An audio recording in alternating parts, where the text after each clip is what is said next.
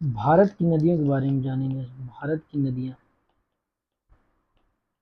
भारत की जो नदियाँ हैं ना, मुख्य रूप से दो, जो भारत की जो नदी तंत्र है वो दो वर्गों में बांटा गया है। एक तो हिमालय, हिमालय की नदियाँ, हिमालय की नदियाँ इसे इसमें लिखा है हमने। एक है हिमालय की नदियाँ, क्या है, एक हिमालय की नदियाँ हैं, एक हिमालय की नदियाँ, और दूसरा प्रायद्वीपीय नदियाँ हैं। दूसरा क्या है, प्रायद्वीपीय नदियाँ हैं। ये दो प्रकार की नदियाँ हैं। भारत की जो नदियाँ हैं दो भागों में बांटा गया है, एक हिमालय की नदियाँ और दूसरा क्या बांटा गया, एक हिमालय, एक दूसरा प्रायद्वीपीय। आगे हम देखेंगे इसमें क्या है, जो आगे क्या कहता है।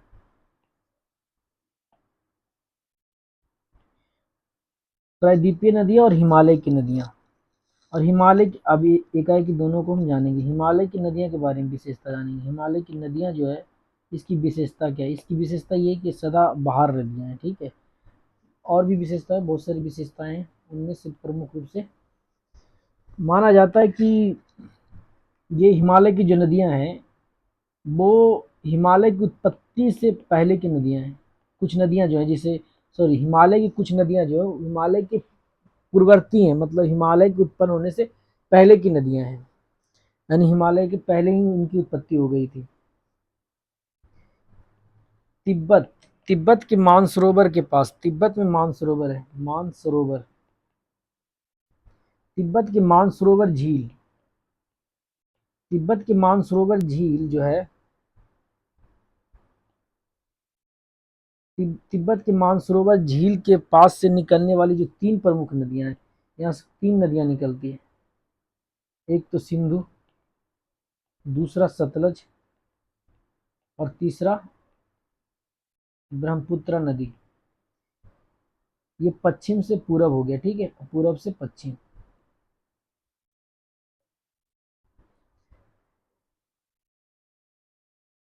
इनके बेसिन जो है ना, जो मुहाना है इनका, बहुत बड़े हैं, और ये सैकड़ों हजार वर्ग किलोमीटर फैला हुआ है। जिसे गंगा जो नदी है वो 9 लाख वर्ग किलोमीटर फैला हुआ है, गंगा नदी। और ये नदियां जो है ना, सारी नदियां जो है पूर्ववर्ती हैं। पूर्ववर्ती नदियां मतलब कि पहले के हैं, पहले के बोले तो हिमालय के उत्पत्ति के पहले के हैं। तो हिमालय के ये उद्यान के क्रम में जैसे जैसे हुआ ना, ये अपर्दन करते हुए महागड्ढों का निर्माण करते गए, गॉर्ज का निर्माण करते गए। नदियां गॉर्ज का निर्माण भी करते हैं, गड्ढों का निर्माण करते हैं, वो हर नदियों का एक विशेषता होती है कि महागड्ढों का निर्माण करते गए, महाखड्डों, गड्ढों जो बोलो, और गॉर्ज, गॉर्ज का भी निर्माण करते चले गए ये। और ये नदियां अभी युवा अवस्था में, ये जो नदियां हैं हिमालय की जो नदियां अभी भी युवा अवस्था में है। और इसमें जो है क्या, इसमें बरस भर जल रहता है, क्योंकि वर्षा के जल के अतिरिक्त जो है ना, वर्षा का जल तो इसमें भरता ही है, और दूसरा जल जो है, ये ग्लेशियर के पानी आते हैं, ग्लेशियर दोनों मिल करके जो है ये सदाबहार बनाते, सदा नीर, जिसको हम सदा नीरा बोलते हैं। ये मतलब कि हमेशा बहने वाली नदियाँ, ये सब नदियाँ क्या है, सदा, जो जनरली जितने भी नदियाँ हैं जो निकलती हैं हिमालय से वो सदा नीरा नदियाँ हैं, मतलब हमेशा बहती रहती हैं। और ये नदियां जो है ना पर्याप्त मात्रा में उपजाऊ जलोढ़ मिट्टी अवसादों का निक्षेपण करती है। अब मैदानी भाग में ढाल की न्यूनतम के कारण जो ये विसर्पों का निर्माण करती है, विसर्पों का निर्माण करती है, ठीक है। एवं प्राय अपना मार्ग भी बदलती रहती है, इनमें सिंचाई की ज्यादा संभावनाएं होती है। ये तो उनकी विशेषता हो गए। अब हम समझे हिमालय की जो नदियां हैं, हमने दो भागों में बांटा भारत की नदियों को, दो भागों में, एक तो प्रायद्वीपीय नदियां और एक दूसरी हिमालयी नदियां। तो और हिमालय की जो नदियां हैं ना, हिमालय की नदियों को तीन प्रमुख भागों में बांटा गया है। कितने पार्ट में बांटा गया, तीन। हिमालय नदियों को, नदीय तंत्र को जो है ना तीन भागों में बांटा गया है। पहला तो सिंधु तंत्र हो गया, गंगा तंत्र हो गया, और तीसरा क्या हो गया, ब्रह्मपुत्र तंत्र, नदी तंत्र, ठीक है। वैज्ञानिकों का मानना है ना कि भू ये वैज्ञानिकों का मानना है, भूगर्भ वैज्ञानिकों का मानना है कि ये जो है ना, ये तीन नदी, जो तीनों नदी तंत्र है ना, ये अत्यंत विशाल नदी हुआ करती थी, बहुत ही विशाल नदी हुआ करती थी। ये तीनों क्या थी, विशाल नदी हुआ करती थी, ठीक है। और जिसे शिवालिक, क्या कहा जाता है, शिवालिक, या हिंद, ब्रह, नदी भी कहा जाता था। यह नदी असम से पंजाब तक फैली हुई थी। ये जो होता है ना प्लोसिट एक काल होता है, प्लोसोटोसीन काल, प्लोसोटोसीन काल में जब पोटवार इट्टा है, पोटवार पठान का उद्यान हुआ, ठीक है, पठार का, पोटवार पठार का जब उद्यान हुआ, बढ़िया से लिखते हैं, पोटवार पठार का जब निर्माण हुआ तो ये नदियां छीन बीन हो गई एवं वर्तमान तीनों नदी तंत्रों में बट गई। इस संबंध में भिन्नताएं हैं, लोग अलग अलग मान्यताएं भी हैं कि नहीं ऐसा नहीं हुआ, लेकिन ज्यादातर भूगर्भ वैज्ञानिकों का कहना यही है।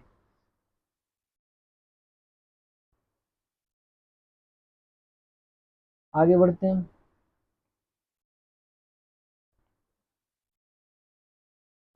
अब हम एकाकी पढ़ेंगे। हमने तीनों का चर्चा कर लिया, तो सिंधु नदी तंत्र, तीन तंत्र थे ना, सिंधु नदी तंत्र के बारे में जानेंगे।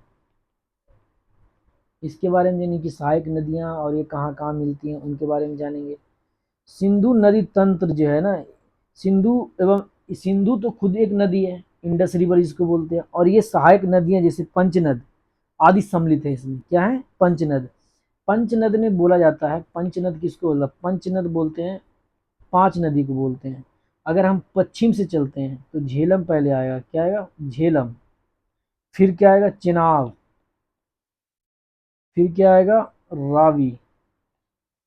फिर ब्यास। फिर सतलुज। अगर पूरब से चलेंगे तो सतलज पहले, फिर ब्यास, फिर रावी, फिर चिनावा, फिर झेलम आएगा। तो ये नदियां जो हैं, ये इनकी सहायक नदियां हैं। ये तो हो गया वेस्टर्न, ईस्टर्न हो गया, पूर्वी पूर्वी की तरफ हो गया। अब वेस्टर्न में भी हैं कुछ मिलते हैं नदियां, जो मिलते हैं जास्कर, सिगार, गिलगिट, ये सब क्या मिलते हैं?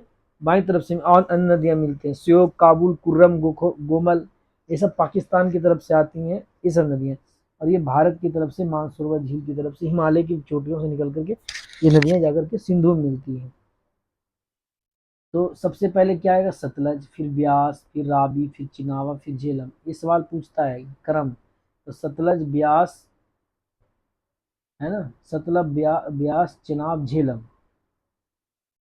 सतलज, ब्यास, सतलज, ब्यास, रावी, चिनाब, झेलम। सब, रव।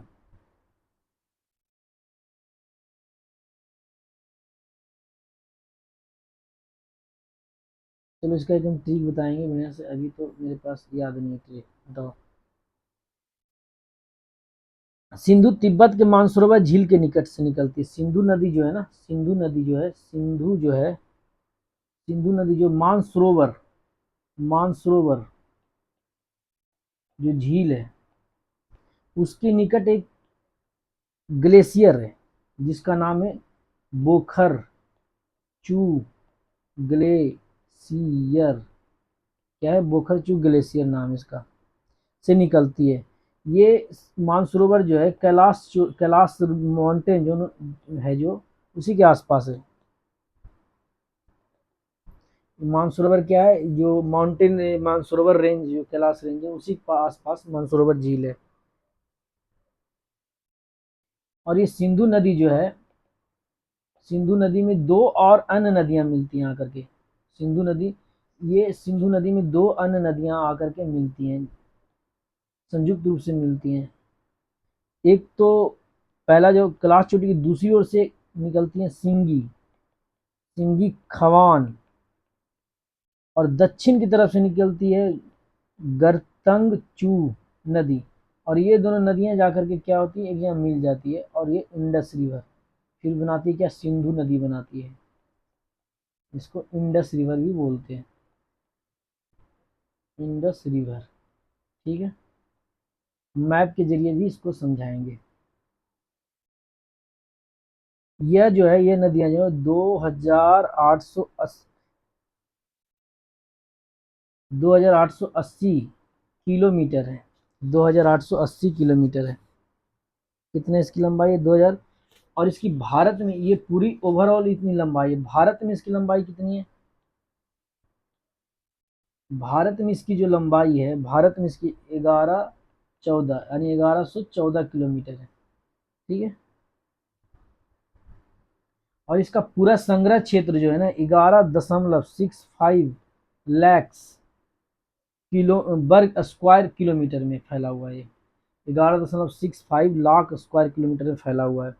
और भारत में जो है इसका जो एरिया है 3.21 लाख वर्ग किलोमीटर है।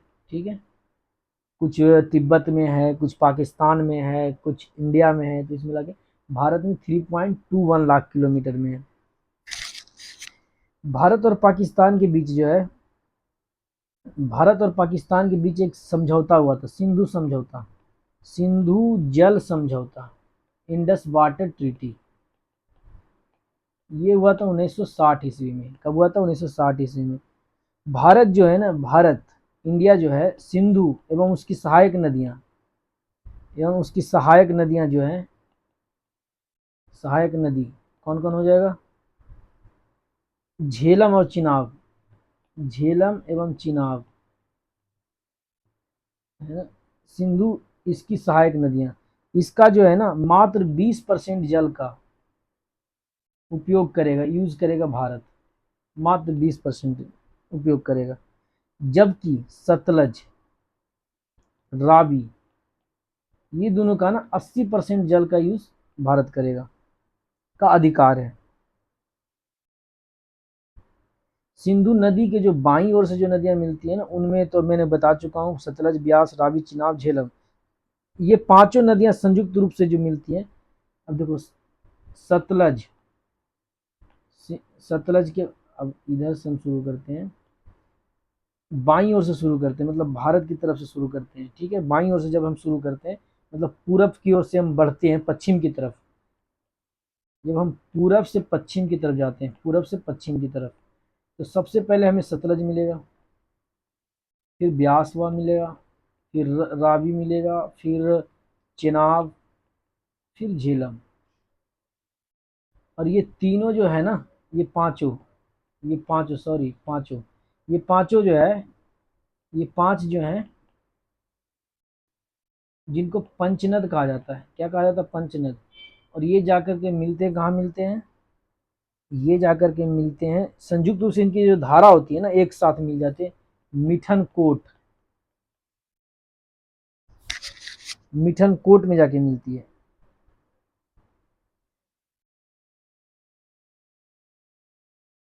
ये तो ये तो हो गए, क्या हो गए, ये तो हो गए प्रमुख नदियां। बाईं ओर से और भी कुछ नदियां मिलती हैं इसमें, जैसे जास्कर, जास्कर नदी, सिगार नदी, ये सभी सहायक नदियां इंडस की, गिलगिट नदी, ये सभी बाईं ओर से जाकर मिलती हैं। इसमें तीन नदियां और भी हैं।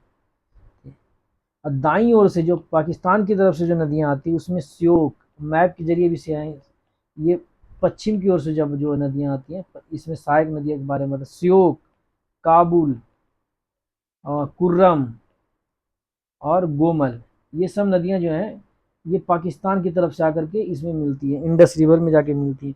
और ये नदियां जो है, ये पूरब की ओर से जाकर के मिलती है।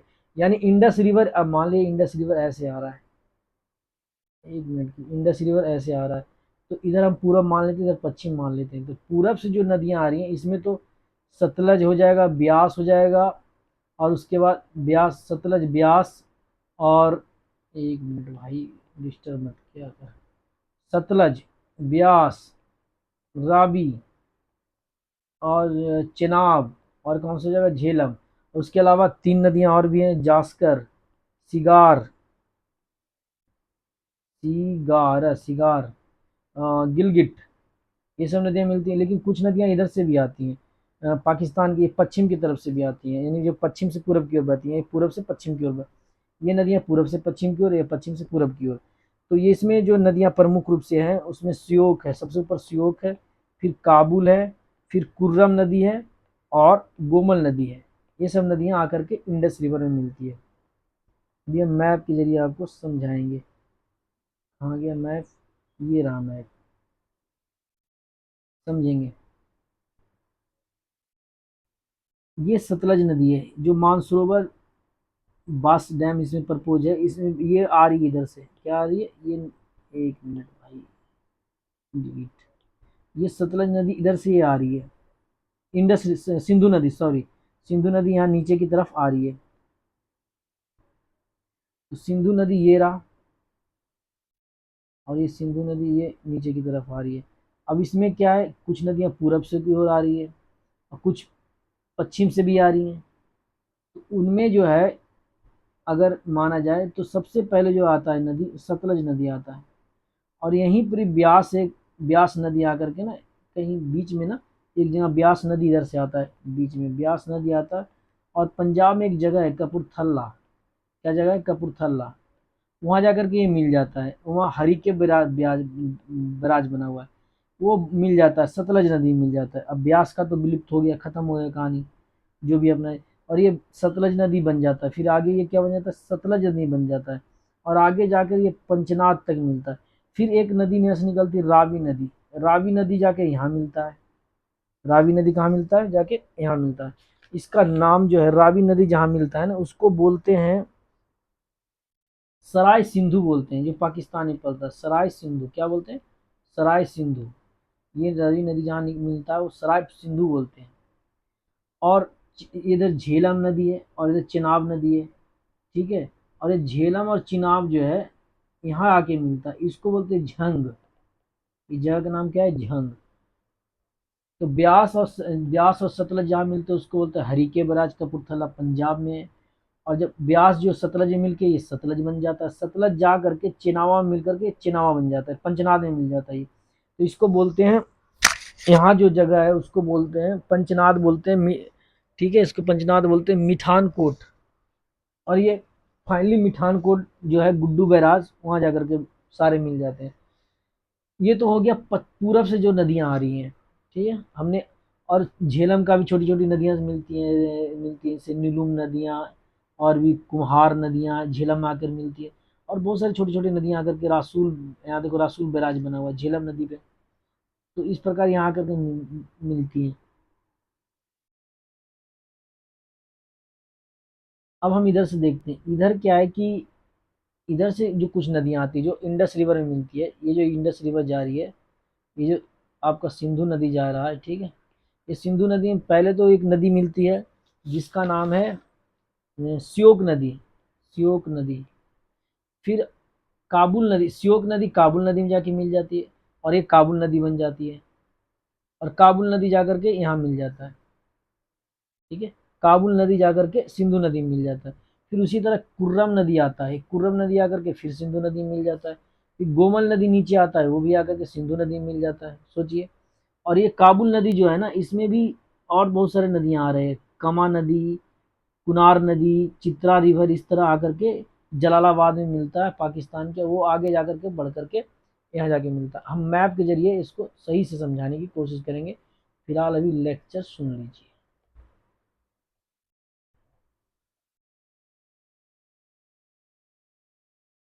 तो इस प्रकार हमने देखा इनकी नदियों का जो बेसिन है। और ये जो सिंधु नदी जो है, एक मिनट भाई, डिस्टर्ब नहीं, सिंधु नदी जो है, ये जो आ रही है सिंधु नदी, अब अंततः जो क्या होता है ना, ये जाकर के अरब सागर में क्या होता है, अरब सागर में जाकर के मिल जाता है। कहाँ मिल जाता है, अरब सागर में मिल जाता है।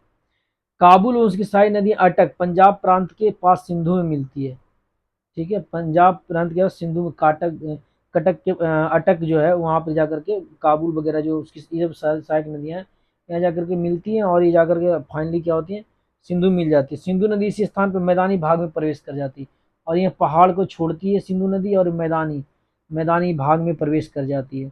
और जब प्रवेश करती है तो दक्षिण पश्चिम की ओर बहते हुए कराची के पूरब में चली जाती है। कराची जो है, जहाँ जहाँ कराची है, कराची इसके पूरब में, ये कराची है, इसके पूरब में जाकर के अरब सागर में ये गिर जाती है। ये हो गया सिंधु नदी का चर्चा हो गया। तो सिंधु नदी एक बार हम मैप में देख लेते हैं। इंडस, भाई इंडस लिखा जा, इंडस रिवर,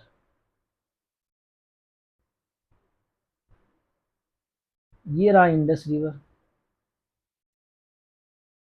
ये रहा इंडस रिवर। अब ये रहा अटक, यह जो अटक है ना, यहाँ पे काबुल नदियाँ आती हैं, देखो ये काबुल नदियाँ होगा, काबुल नदियाँ, ये आ रहा है इधर पाकिस्तान की तरफ से आ रहा है। और ये अटक जो ये भी अटक खुर्द जो है ये भी पाकिस्तान में ही पड़ता है। यहाँ जाकर के ये मिल जाता है और यहीं से ये मैदानी भाग में प्रवेश करता है। और जब ये मैदानी ये अपना आगे चलता हुआ जाता है और फाइनली क्या होता है, कराची, पाकिस्तान कराची, ये हुआ कराची, कराची हुआ, कराची शहर के एकदम जस्ट पूरब में यहाँ आकर के क्या होता है, ये जाकर के पूरब में जाकर के ये अरब सागर में अपना सारा जल उड़े देती है। जितनी बड़ी नदियां होती है ना जनरली वो सागर में जाकर के मिल जाती है। तो सेम कंडीशन इंडस रिवर के साथ भी है, सिंधु नदी के साथ भी है। अब हम थोड़ा सा इसको चर्चा करेंगे, इधर से देखते हैं इंडस रिवर कहाँ गया भाई, हाँ ये देखो चिनावा रिवर, ये चिनावा रिवर है, क्या ये चिनावा आ रहा है, और इधर सतलज आ रहा होगा, रावी नदी हो गया, रावी से पहले कौन आएगा, इधर आएगा ये सतलज। अब हम सतलज, ये तो सतलज दिख गया, तो एक और नदी होगी ब्यास, तो ब्यास को भी देख लेते हैं, रावी और ब्यास, ये देखो ये ब्यास जो है यहाँ से ब्यास नदी ये हो गया, NH 44 के पास ब्यास नदी है, भारत के NH 44, ब्यास नदी। अरे बहुत सारे छोटे छोटे मिल के बने ना ब्यास नदी, grand trunk road, GT road, वाह माय गॉड। तो ब्यास नदी का जो उद्गम है ये ब्यास नदी, अब ये ब्यास नदी यहाँ से आ रहा है और एक सतलज नदी इधर आएगा, अब ये ब्यास नदी हो गया और ये सतलज नदी होगा, सतलज नदी।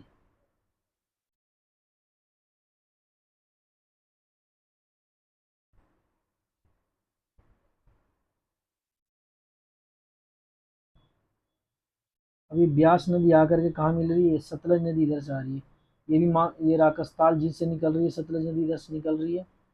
और ये ब्यास नदी आकर के ना यहाँ देखो मिल रहा है, ब्यास नदी आकर के हरिके बैराज, ये रहा Harike barrage, Harike lake bird sanctuary, यहाँ आकर के ये ब्यास नदी जो है मिल जाता है। और ये आगे चलता हुआ अब ये अब आगे जाकर के ये सतलज बन, छोटी नदियां जब बड़ी नदियां मिल जाती हैं तो बड़ी नदी बन जाती है वो, तो ये अब सतलज नदी मिल जाती है और सतलज नदी यहाँ से चलता जाता है, चलता जाता है और फाइनली ये पहुंच जाता है कहाँ, यहाँ पहुंच जाता है चिनाब रिवर के पास पहुंच जाता है। ये सतलज नदी आया और यहाँ चिनाब नदी के पास पहुंच गया, ठीक है। ये रहा चिनाब नदी और सतलज नदी यहाँ करके मिल जाता है। ये जो चिनाब जो नदी है ना, चिनाब नदी, चिनाब और सतलज जो है, चिनाब और सतलज जो है,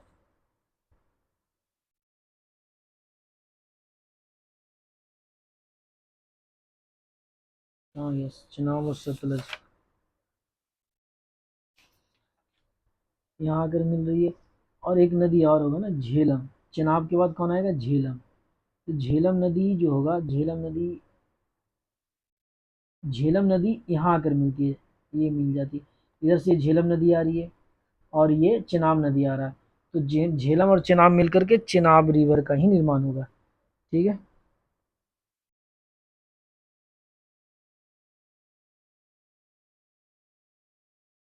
हमने देख लिया रावी नदी, रावी नदी हो गया ना, सतलज नदी,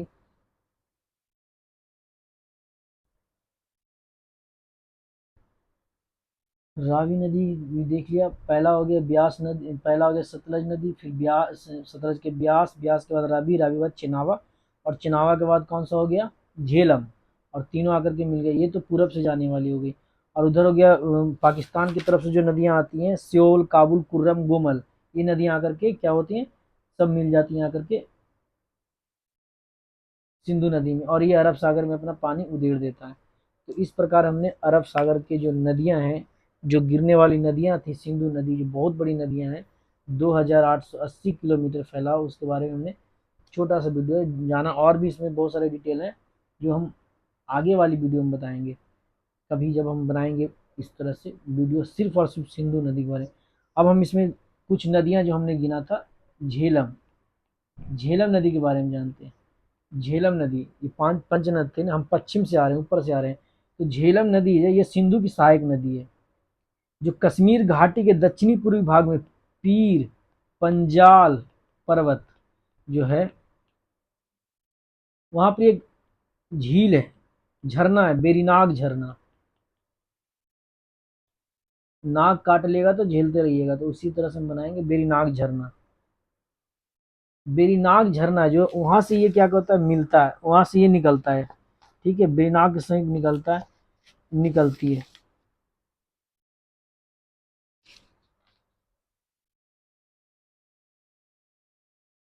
और ये जो है ना निकलती हुई बुलर झील में मिल जाती है। बेरीनाग झरना जो है 200, बेरीनाग झरना जो है, एक मिनट, 212 किलोमीटर चलने के बाद क्या होता है, ये जो होता है, जो उत्तर पश्चिम की दिशा में प्रवाहित होते हुए, उत्तर पश्चिम की दिशा में जब प्रवाहित होता है, ये उत्तर और पश्चिम दिशा में प्रवाहित, ये जो झरना है वो प्रवाहित तो अब बुलर झील हो जाता है, जो कश्मीर में पड़ता है बुलर झील, वहां जाकर के ये मिल जाता है। श्रीनगर जो इसी के तट पर स्थित है, ये पुनः आगे बढ़, जब ये आगे बढ़ता है, ये झेलम नदी की कहानी हो रही है। फिर पंजाल से पर्वत है, उससे बेरीनाग झरना है, वहां से 212 किलोमीटर दूर बुलर झील है, वहां पर आकर के ये मिलती है और इसको झेलम, फिर ये बॉर्डर बनाता है भारत और पाकिस्तान का। मुजफ्फराबाद, मुजफ्फराबाद, मुजफ्फराबाद एवं मुजफ्फराबाद से मंगला तक, मुजफ्फराबाद से मंगला तक में भारत और पाकिस्तान का बॉर्डर बनाता है। ये जो नदी है सीमा लगातार समांतर प्रवाहित होती चली जाती है, सीधा दम पैरेलल जाती है। तो हमने देखा ये झेलम नदी पीर पंजाल पर्वत से निकलती एक झरना है, जो 212 किलोमीटर आगे जब चलती है बुलर झील में मिल जाती है, और वही झरना जो है आगे जब बढ़ती जाती है मुजफ्फराबाद से मंगला तक जो है जब पैरेलल बनाती जाती है, और वो आगे जाकर के मिल जाती है। ये जो है नदियां जो है, इसकी जो लंबाई है 724 किलोमीटर है। झेलम नदी की पूरी लंबाई क्या है, 724 किलोमीटर है, ठीक है, 724 kilometre. Insert page, insert page.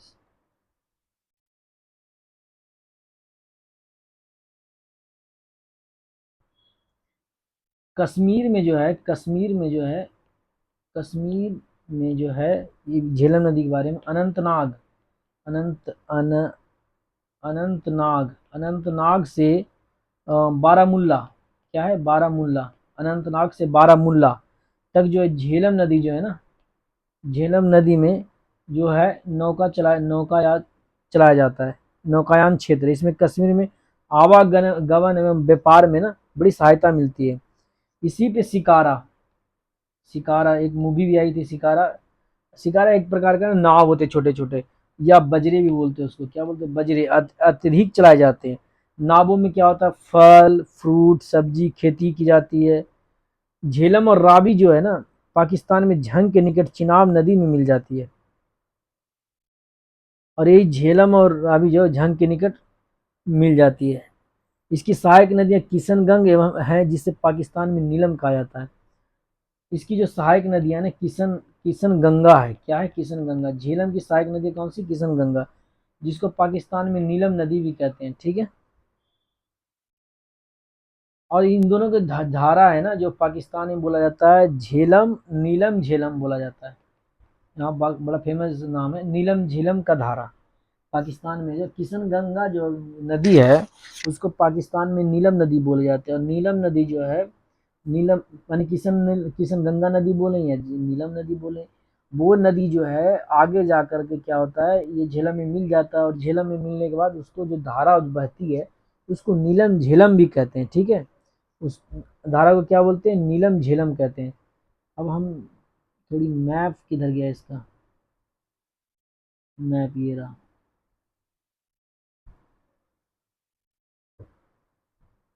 ये हो गया मैप, ठीक है, मिठानकोट कपूरथला सराय सिंधु। अब इस प्रकार हम देख सकते हैं, इधर से ब्यास नदी आ रही है, कौन सी नदी आ रही है, ब्यास नदी आ रही है, और इधर सतलज नदी आ रही है, और इधर से रावी नदी आ रही है, और इधर से चिनावा नदी, इधर से झेलम नदी आ रही है।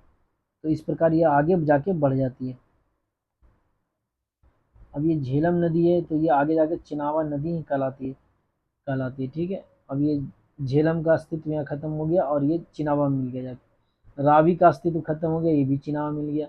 और ये सतलज नदी का अस्तित्व खराब हो गया, ये भी चिनावा में जाके मिल गया। तो ऐसे कर सकते हैं, या फिर कह सकते हैं सब सतलज में जाके मिल गया, है ना। तो ऐसे भी कर सकते हैं इसको।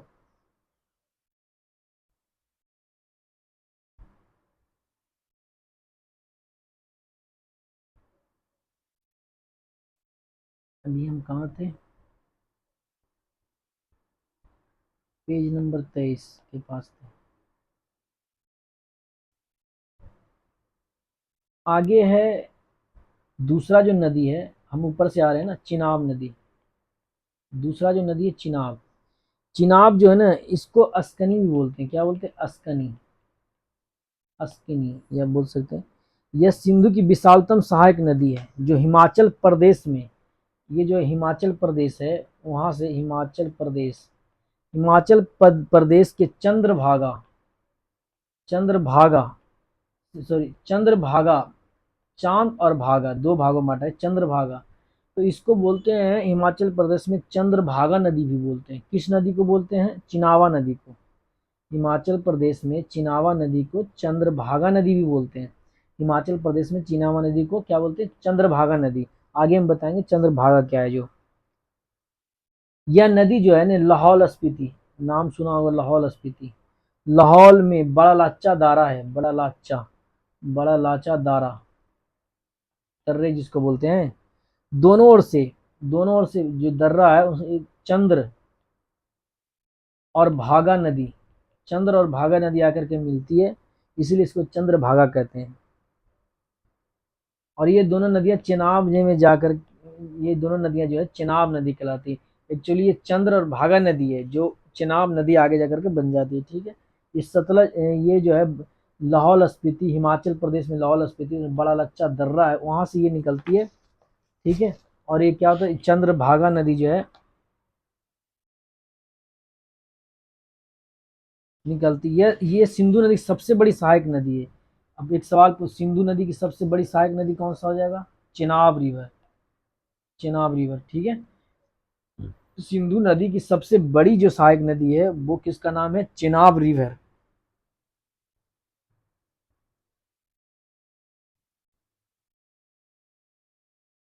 ये पीर पंजाल में ना बहुत बड़ा गहरा गॉर्ज भी बनाती है। और इसकी लंबाई की जो हम बात कर लें, इस चेनाब रिवर की लंबाई की जो बात कर लें, भारत में जो इसकी लंबाई है ना, भारत में इसकी लंबाई है 1180 किलोमीटर। भारत में कितनी लंबाई इसकी? 1180 किलोमीटर। और इसके अफवाह क्षेत्र जो है ना 26,000, मतलब इसके जो अफवाह क्षेत्र जो है 26,750 स्क्वायर वर्ग किलोमीटर फैला हुआ है। तो कहने का मतलब है चिनावा नदी कहाँ से निकलती है? हिमाचल प्रदेश का जो है लाहौल स्पीति जगह है, वहाँ एक बड़ा लाचा दर्रा है, वहाँ दो नदियाँ आती हैं, चंद्र और भागा नदियाँ आती हैं, और इनकी संयुक्त धारा मिल जाती है, चेनाब बन जाती है। इसीलिए इस नदी को हिमाचल प्रदेश में चंद्रभागा नदी भी कहते हैं।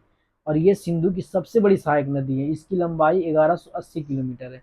ये इसके इम्पोर्टेंट पॉइंट हो गए। अब हम बात करेंगे ब्यास नदी। हम ऊपर से आ रहे हैं, पाकिस्तान की तरफ से पश्चिम से पूरब की तरफ आ रहे हैं। तीसरी नदी ब्यास नदी मिले, सॉरी ब्यास नहीं आएगी ना, इसके पहले कौन सी नदी आएगी? इसके पहले रावी आएगी, 3 नंबर में रावी नदी आएगी। रावी, इसको पुराना जो नाम है, पुराना में जो नाम जो है, पुराना जो वैदिक वैदिक नाम जो है इसके परुसनी, परुसनी, और वह इरावती नदी भी बोलते थे इसको, इरावती नदी। ऐसे परुसनी बहुत प्राचीन नाम है इसका। ये जो है ना सबसे छोटी नदी है पंजाब में, जो है ना 5 नदियां जो बहती है, सबसे छोटी नदी है पंजाब की, सबसे छोटी नदी है, सबसे छोटी नदी है पंजाब में। इसका उद्गम स्थान जो हिमाचल प्रदेश के कांगड़ा जिला है। कांगड़ा जिला जो है हिमाचल प्रदेश के, कांगड़ा जिला जो है, वहाँ एक कुल्लू पहाड़ियाँ हैं, कुल्लू मनाली, कुल्लू पहाड़ी, उसमें जो स्थित है रोहतांग दर्रा। आप अटल टनल से लगभग 35 या कितना किलोमीटर दूर है, वहां से दो, अटल टनल जब पार करेंगे तो दो रास्ते निकलते हैं। एक तो चला जाता है लेह की तरफ और दूसरा जो है रोहतांग की तरफ, रोहतांग लास्ट हो जाता है। वहीं से एक छोटा सा रास्ता निकलता है लाहौल स्पीति जाने का, जो लाहौल स्पीति होते हुए शिमला की तरफ आ जाते हैं वो। खैर, रोहतांग जो है, रोहतांग दर्रा, ये रोहतांग दर्रा जो है, हम तो गए थे रोहतांग। रोहतांग दर्रा कांगड़ा जिला, हिमाचल प्रदेश का कांगड़ा जिला में रोहतांग पड़ता है। वहाँ जो कुल्ली पहाड़ियाँ हैं, वहाँ एक रोहतांग दर्रे हैं, रोहतांग। तो रोहतांग दर्रे हैं जो वहीं से निकलता है ये। वहाँ रोहतांग दर्रा में ब्यास कुंड बोलते हैं, ब्यास कुंड, ब्यास कुंड से इसी के निकट ब्यास कुंड है, जहाँ से ब्यास नदी भी निकलती है। देखना, रावी नदी और ब्यास नदी जो है ना, वो ब्यास कुंड से ही निकलती है, इसी से ब्यास निकलती है। पाकिस्तान में जो है सराय, सराय सिंधु के निकट जो है चिनाब रिवर में मिल जाती है, चिनाब रिवर में मिल जाती है। इसकी लंबाई जो है 725 किलोमीटर है। इसके अफवाह क्षेत्र 5,957 स्क्वायर वर्ग किलोमीटर फैला हुआ है। तो हम मुख्य रूप से बात, कितनी बातें जाने इसमें हमने, ये तीसरी नदी हो गई है जब हम पश्चिम से पूर्व की ओर जा रहे हैं, और ये पंजाब की सबसे छोटी नदी है। और ये नदी जो है हिमाचल प्रदेश के कांगड़ा जिला के, हिमाचल प्रदेश के कांगड़ा जिला के कुल्लू पहाड़ी जो है, कुल्लू पहाड़ी के रोहतांग दर्रा है, वहाँ पर ही जो है ब्यास कुंड, उसी के आसपास से ही निकलती है। और फिर ये आगे की ओर बढ़ते चली जाती है। आगे जब बढ़ती है तो पाकिस्तान में जो है एक जगह है सराय सिंधु, वहाँ जाकर के क्या करती है, अपना जल जो है चिनाब रिवर में उड़ेल देती है। और इसकी जो पूरी लंबाई है 725 किलोमीटर है। और ये जो पूरे वर्ग क्षेत्रफल में जो फैला हुआ है 5957 स्क्वायर किलोमीटर में फैला हुआ है। ये हो गया तीसरी नदी, जब पश्चिम से पूरब की हो जाते हैं तो। आगे हम पढ़ते हैं, चौथी जो नदी होगी ब्यास नदी। क्या हो जाएगा, ब्यास नदी, जिसको बिपाशा भी कहते हैं, बिपाशा। ब्यास नदी क्या होते हैं, बिपाशा ही बोलते हैं। यह सतलज की सहायक नदी है। ब्यास नदी किसकी सहायक नदी है, सतलज की सहायक नदियां हैं।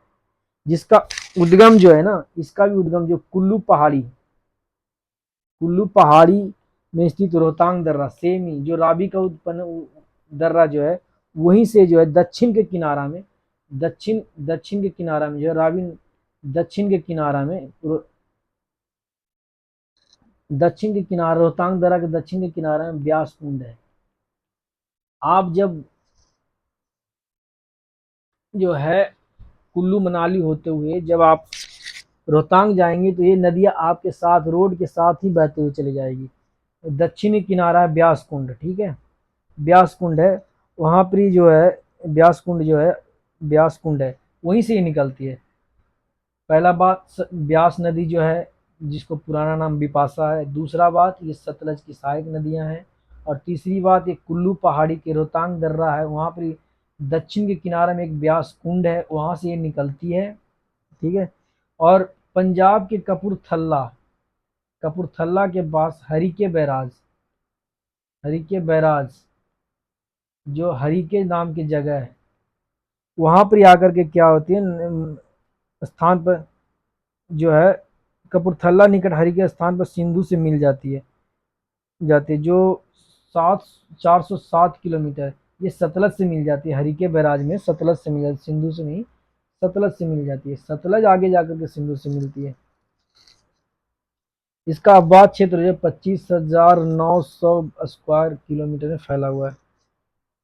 अब लास्ट जो है इसकी सहायक नदियां जो है उसके बारे में देखेंगे। ये है सतलज नदी, पांचवी नदी सतलज नदी। इसको बोला जाता था, पूरा नाम शत्रुद्री, शत्रुद्री बोलते थे इसको। ये पांचवा रिवर हो गया। ये सतलज नदी किसकी सहायक नदियां हैं, चिनाब की सहायक नदियां हैं। ब्यास किसकी सहायक, किसकी नदियां थी, सहायक नदियां थी, सतलज की सहायक नदियां थी। और सतलज किसकी सहायक नदियां हो गई, तो चिनाब की झेलम किसकी सहायक नदियां हो जाएगी, एक प्रकार का मानो तो चिनाब का हो जाएगा। रावी किसकी हो जाएगी, तो वो भी चिनाब का हो जाएगा। तो बड़ा कौन सा हो गया, चिनाब हो गया। इसका मतलब हो गया सिंधु नदी का सबसे बड़ा जो होगा, जो सहायक नदी कौन सा हो गया, तो चिनाब हो गया। ये चिनाब की सहायक नदी है। मान सरोवर झील जो है, जहां से सिंधु नदी निकलती है, याद रखिएगा, वहीं आसपास में एरिया है मानसरोवर झील। में दो गो झील है, उसके अंदर मानसरोवर झील है, उसके समीप राकसताल झील है। ठीक है, मानसरोवर के समीप एक राकसताल झील है, वहीं से निकलती है। और ये सिपकीला दर्रा, क्या सिपकीला दर्रा जो है के साथ भारत में प्रवेश कर जाती है, सिपकीला दर्रा के साथ भारत में प्रवेश करती है। स्पीति नदी जो है ना, स्पीति नदी मुख्य सहायक नदी है इसकी। कौन सी मुख्य सहायक नदी?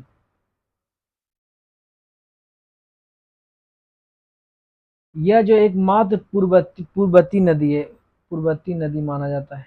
मतलब समझे कहने का मतलब, सिंधु नदी के जो है, अगर हम भारत की तरफ से लें तो पांच नदियां जो पंचनद में, पांच नदियां जो सिंधु तो हिमालय के पहले, हिमालय की उत्पत्ति के पहले बना था।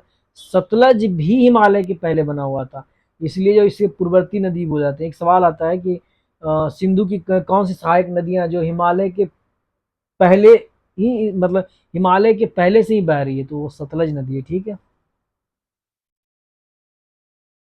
ये जो है ना हिमालय के तीनों श्रेणियों का अपरदित करके बहती है। सतलज नदी है हिमालय की प्रमुख तीन जो हिमालय की जो है, हिमालय की तीन प्रमुख पर्वत श्रेणियों का अपरदित करते हैं। अपरदित मैंने काटते हुए बढ़ती है। और पंजाब में जो है भाखड़ा नंगल बांध जो है इसी पे बनाया गया, सतलज पे बनाया गया। ये भारत तिब्बत हाईवे जो है ना इसी पे स्थित है। भारत तिब्बत मार्ग इसी सतलज घाटी से होकर गुजरता है। भारत में इसकी लंबाई 1050 किलोमीटर है। इस नदी की कुल लंबाई जो है भारत में 1050 किलोमीटर, और इसका जो फैलाव है ना, आठ 28,900 स्क्वायर किलोमीटर में फैला हुआ है टोटल। इसका अगर एरिया की बात करें तो 28,090 किलोमीटर की पूरा एरिया कवर करता है ये। हमने मुख्य रूप से क्या क्या जाना इसमें? पहला बात, जो सतलज नदी है उसका नाम क्या है? शत्रुद्री है। ये पहली, ये जो है मानसरोवर, मानसरोवर जो झील है, मानसरोवर झील जहाँ भी है, मानसरोवर झील के पास राकसताल झील है, वहीं से निकलती है। कहाँ से निकलती है? वहीं से निकलती है। और ये सिपकिला दर्रा, प्रमुख दर्रा सिपकिला दर्रा के साथ जो है भारत में प्रवेश कर जाती है।